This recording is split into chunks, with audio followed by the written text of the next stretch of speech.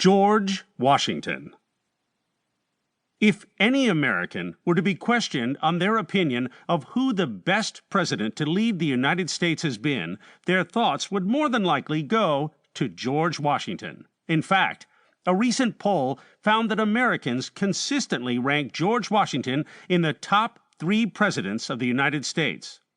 What about this man leads to such high reverence?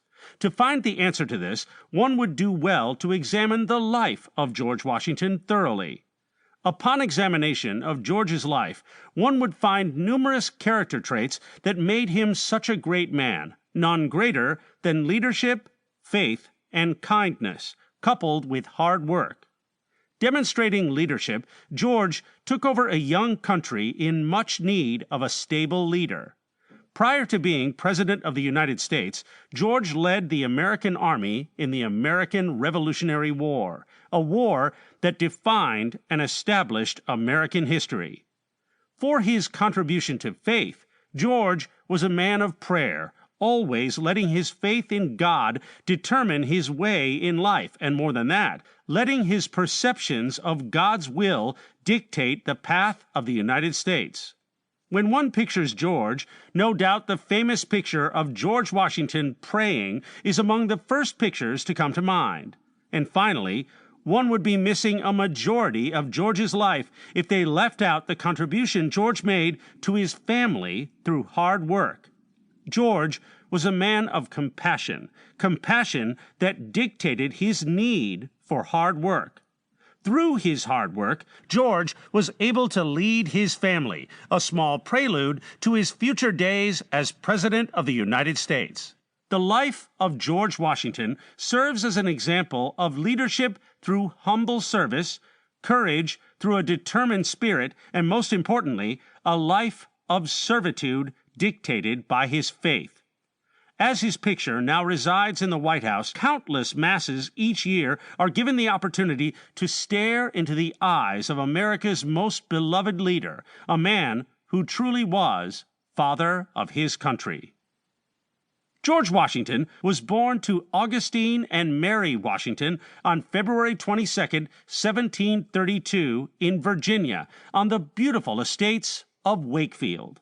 Of course, at the time of George's birth, America largely consisted of simply the East Coast, far before the days of the Gilded Age or Industrial Revolution.